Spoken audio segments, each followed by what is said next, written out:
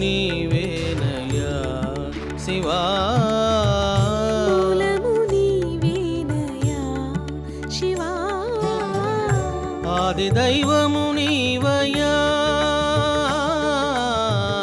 ఆది దైవము నీవయ్యా, నామము రూపము గుణములు లేని, నామము రూపము గుణములు లేని, ఆత్మజ్యోతివి నీవు శివా, ఆత్మజ్యోతివి నీవు శివా.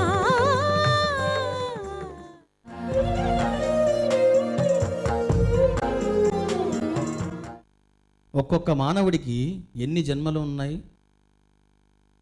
ఎన్ని జన్మలు ఎత్తుతూ ఉన్నాడు, ఎందుకు తాను జన్మలు ఎత్తుతూ ఉన్నాడు, ధరిస్తూ ఉన్నాడు అని అంటే కర్మ ఉన్నది.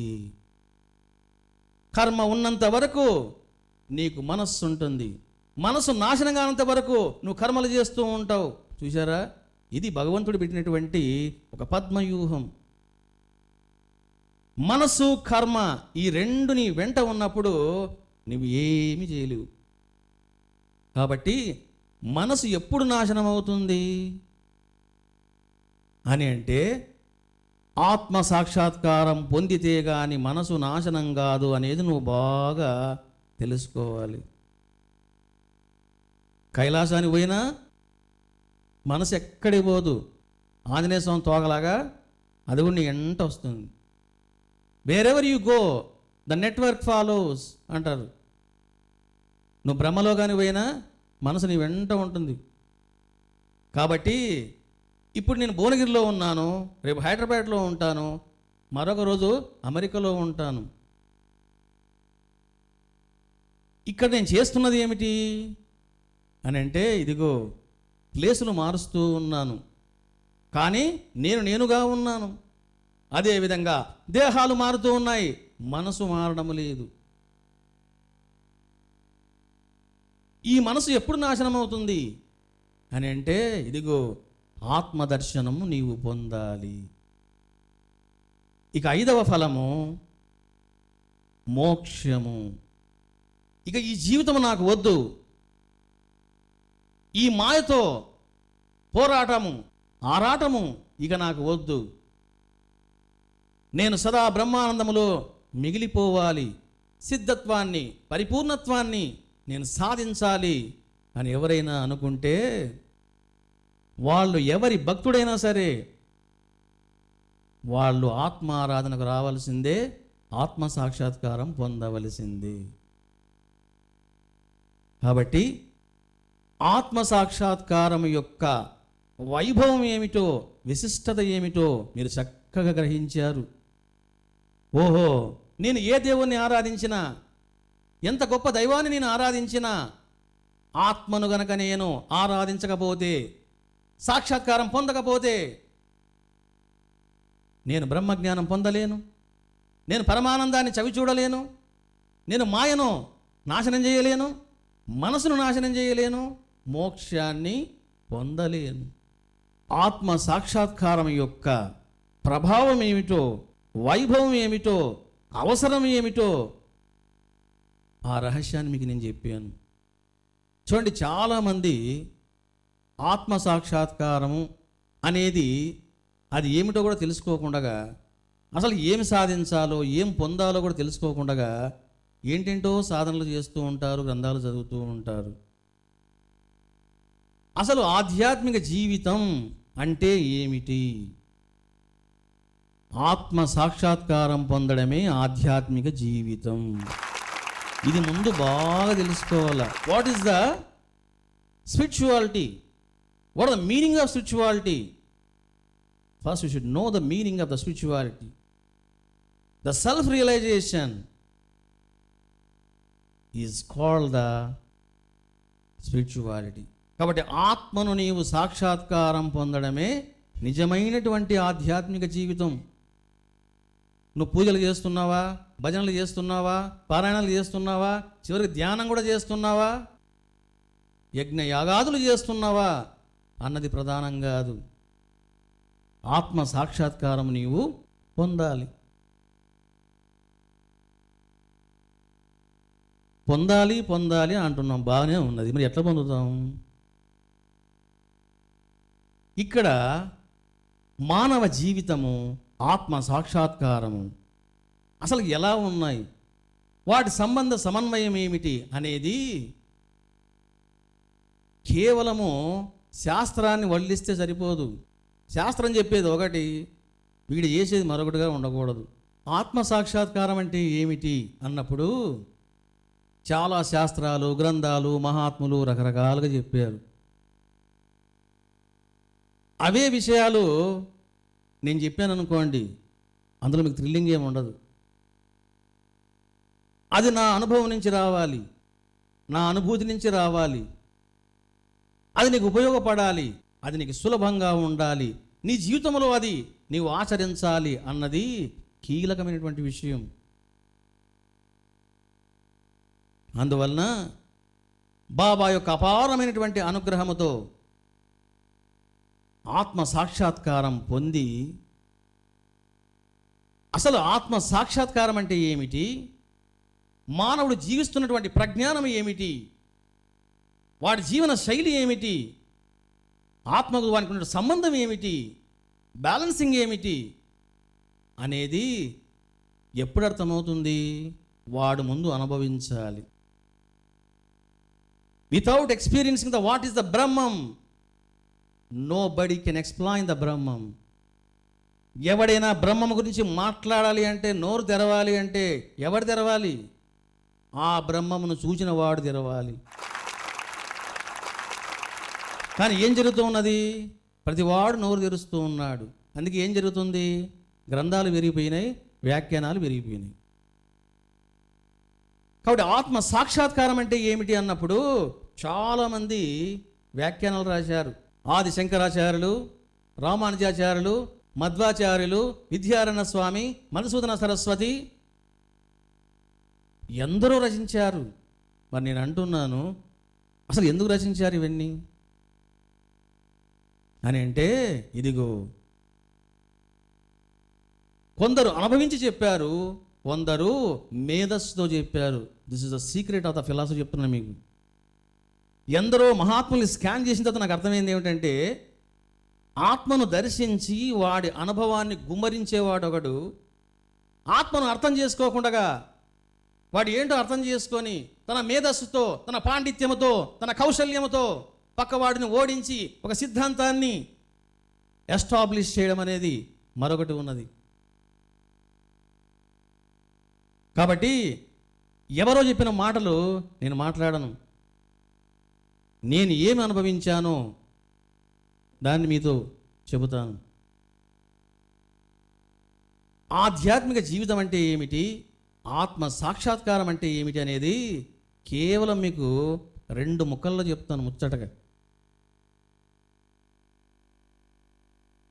ఆధ్యాత్మిక జీవితం అన్నా, ఆత్మ సాక్షాత్కారం అన్నా ఏమిటి అని అంటే, నీవు ఆత్మస్ఫురణను కలిగి ఉండడము, అనాత్మస్ఫురణను సమూలంగా త్యజించడము. ఇవి చిన్న పదాలు కావు, అందుకే చప్పట్లు కూడా మోగవు. ఏమిటో ఆత్మస్ఫురణ అంట, అనాత్మస్ఫురణ అంట. ఇక్కడనే మీరు చాలా జాగ్రత్తగా వినండి, ఎందుకంటే ఇది బ్రహ్మ విద్య, సునిశ్చిత మేధా సంపత్తి.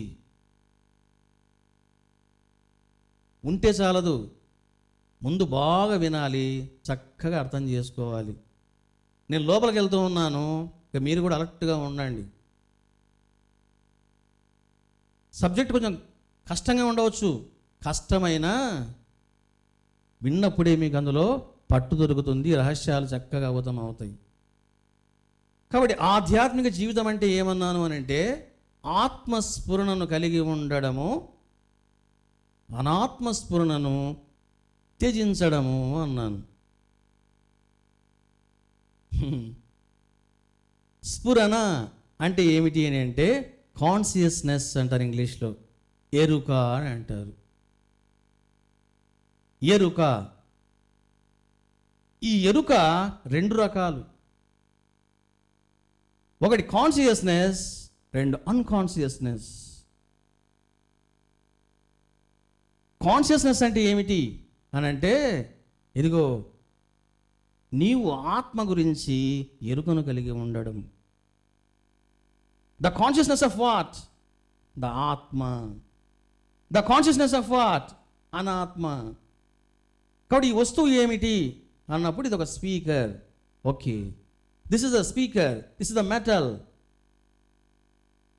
దానికి పర్పస్ ఏమిటి అని వాడు తెలుసుకుంటూ ఉన్నాడు. వాడు దేని తెలుసుకుంటూ ఉన్నాడు? ఇంటలెక్ట్ అంటారు, బుద్ధి అని అంటారు. ఆ బుద్ధి ఉన్నా కూడా ఒకడు తెలుసుకోలేడు. వాడు కోమలోకి వెళ్ళిపోయాడండి అంటారు. వాడు ఉన్నాడు, వాడు కోమలోకి వెళ్ళిపోయాడు. What the meaning of that? అంటే కాన్షియస్నెస్ అనేది ముందు బాగా అర్థం చేసుకోవాలి. ఆత్మ స్ఫురణ, అనాత్మ స్ఫురణ. నేను బ్రహ్మమును అన్నటువంటి దివ్యానుభూతిలో నీవు ఉండి నిరంతరము నేను బ్రహ్మమును అన్నటువంటి జ్ఞానం కనుక నీకు ఉంటే దాన్ని ఆత్మస్ఫురణ అని అంటారు. అలా కాకుండా నేను దేహమును, నేను పురుషుడను, నేను కళాకారుడిని, నేను బ్రాహ్మణుడను, నేను స్త్రీని. చూసారా? ఇగో ఇవన్నీ అనాత్మ. కాబట్టి ఒక 100 మంది అలా వెళ్తూ ఉన్నారు. ఒక్కొక్కరిని ఆపాం. బాబు ఇక్కడ రా, నీవు ఎవరు అన్నాం అనుకోండి. Now how many people are asking the question? 100 people. 100 మందిని నేను నిలబెట్టి అయ్యా నీవు ఎవరి అన్నాను అనుకోండి. వచ్చే సమాధానం ఏమిటంటే, అయ్యా నా పేరు సుబ్బారావు, నేను పెద్ద కాంట్రాక్టర్ను, అదేమైనా పని ఉందా? అయ్యా నేను డాక్టర్ని, మీకేమైనా రోగం ఉందా చెప్పండి. ఫీజు మాత్రం బాగా ఇచ్చుకోవాలి. చూసారా? ఒక్కొక్కడిని నువ్వు ఆపి హూ ఆర్ యూ అన్నావు అనుకోండి. నేను డాక్టర్ని, నా పేరు వెంకటరావు, నేను యాక్టర్ని, నా పేరు నరసింహారావు. చూసారా ఏం జరిగింది ఇక్కడ? 100 మందిని ఆపి ఎవరు నీవు అన్నప్పుడు I'm getting the wrong answers, they are not the right answers. అవి సరైనటువంటి సమాధానాలు కావు. ఎందుకు అని అంటే ప్రతి మనిషి కూడా బ్రహ్మము అంటుంది శాస్త్రము, నిగూఢమైనటువంటి తత్వ సారాంశం.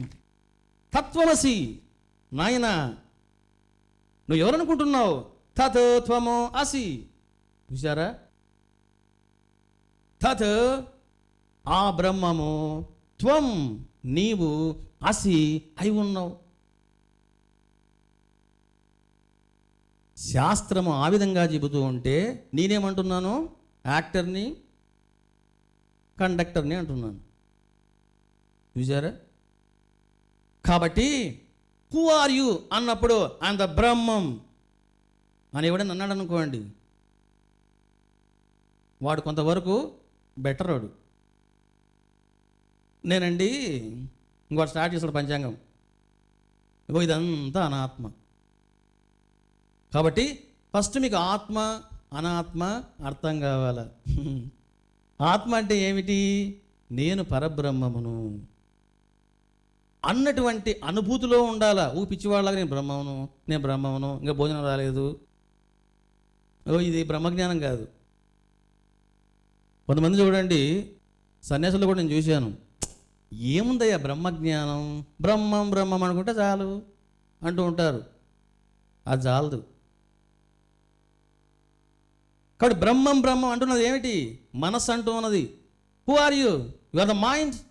నువ్వు మనసు కాదు, నువ్వు దేహాన్ని కూడా కాదు. మరి ఎవరు నువ్వు పరబ్రహ్మానివి. మళ్ళీ ఏం మాట్లాడుతున్నావు?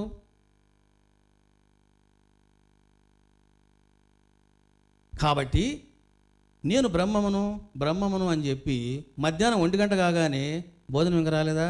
బ్రహ్మమా? భోజనం ఇంకా రాలేదే? బ్రహ్మము. ఈ బ్రహ్మాలు పనికిరావు, వాడికి భోజనం బెటర్. చూసారా? కాబట్టి నేను బ్రహ్మమును అన్నటువంటి దివ్యస్థితిలో నువ్వు ఉండాలా. ఇక్కడ మాట్లాడడం కాదు నేను బ్రహ్మం అండి అని. చూడండి, ఒక ఇంట్లో ఒక వ్యక్తి చనిపోయి ఉన్నాడు. తలుపు వేసి ఉన్నది. ఎవరున్నారు అన్నప్పుడు శవం మాట్లాడుతుందా? నేను ఉన్నాను, దా లోపలరా అంటుందా? శవం హీ వోంట్ స్పీక్ ఎనీథింగ్. శవము మాట్లాడదు. I'm saying Shivam also not speaking. ఇది నువ్వు బాగా తెలుసుకోవాలా. శివము కూడా మాట్లాడదు. ఓం నమః శివాయ.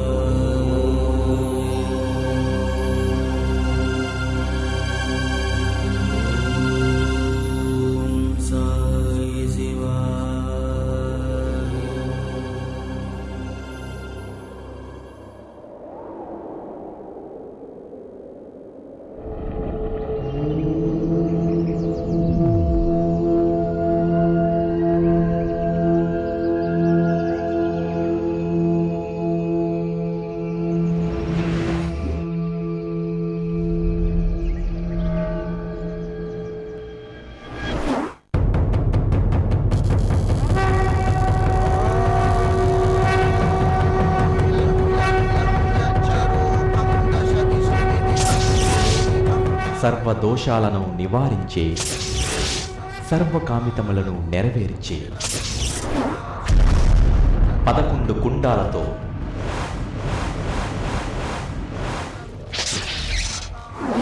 శివశక్తి షిరిడీ సాయి అనుగ్రహ ప్రాప్తి మహాహోమం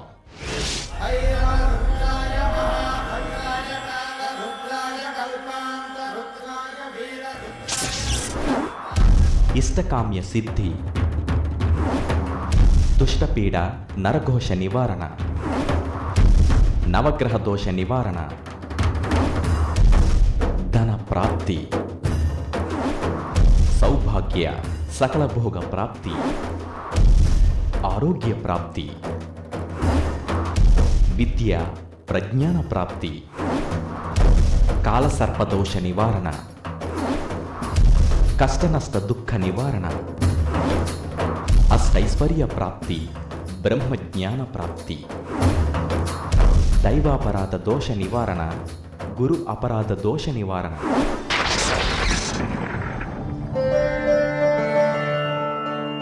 సర్వ విఘ్నములను తొలగించే, కోరుకున్న కోరికలను తీర్చే, విద్యాభివృద్ధిని కలిగించే హోమం ఇష్టకామ్య సిద్ధి ప్రాప్తి హోమం. నరఘోషను నివారించే, దుష్ట పీడలను నివారించే, శత్రు పరాజయం కలిగించే, భూత ప్రేత పిశాచ బాధలను తొలగించే హోమం దుష్టపీడ నరఘోష నివారణ హోమం.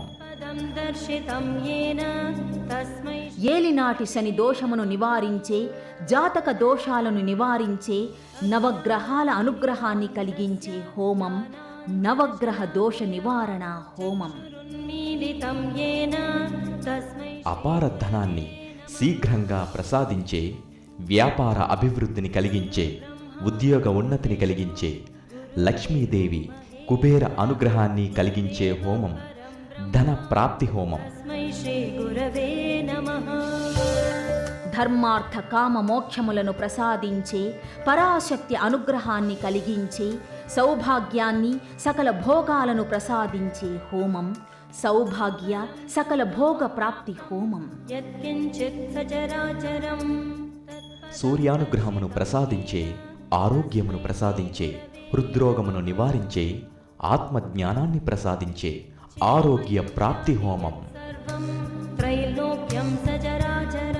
సునిశ్చిత మేధా సంపత్తిని ప్రసాదించే, జ్ఞాపక శక్తిని ప్రజ్ఞానాన్ని ప్రసాదించే, సరస్వతి అనుగ్రహాన్ని ప్రసాదించే, కీర్తి ప్రతిష్టలను కలిగించే హోమం విద్యా ప్రజ్ఞాన ప్రాప్తి హోమం. కాలసర్ప దోషాన్ని నివారించే, కుజదోషాన్ని నివారించే, దుస్వప్నాలను నివారించే, వివాహ ప్రాప్తిని సంతాన ప్రాప్తిని కలిగించే హోమం కాలసర్ప దోష నివారణ హోమం. కష్ట నష్టాలను నివారించే, దుఃఖాన్ని తొలగించే, సకల బాధలను నివారించే, సర్వ విజయాలను ప్రసాదించే, పరాశక్తి అనుగ్రహాన్ని కురిపించే హోమం కష్ట నష్ట దుఃఖ నివారణ హోమం.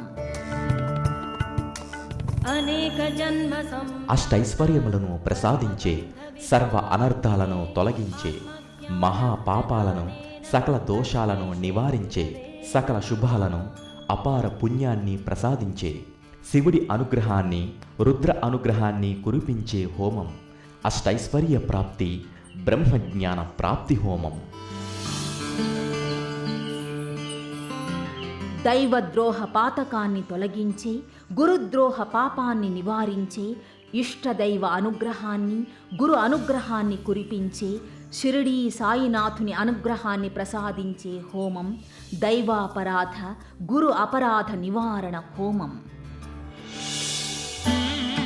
ఏ వ్యక్తికి ఏ దోషమున్నదో ఆ వ్యక్తి ఆ హోమములో పాల్గొనవలెను. ఏ వ్యక్తికి ఏ కోరిక ఉన్నదో ఆ వ్యక్తి ఆ హోమములో పాల్గొనవలెను. 11 హోమాల పూర్ణ ఫలితాన్ని కోరుకునేవారు శ్రేష్ఠ యజ్ఞ నిర్వాహకులుగా పాల్గొనవలెను.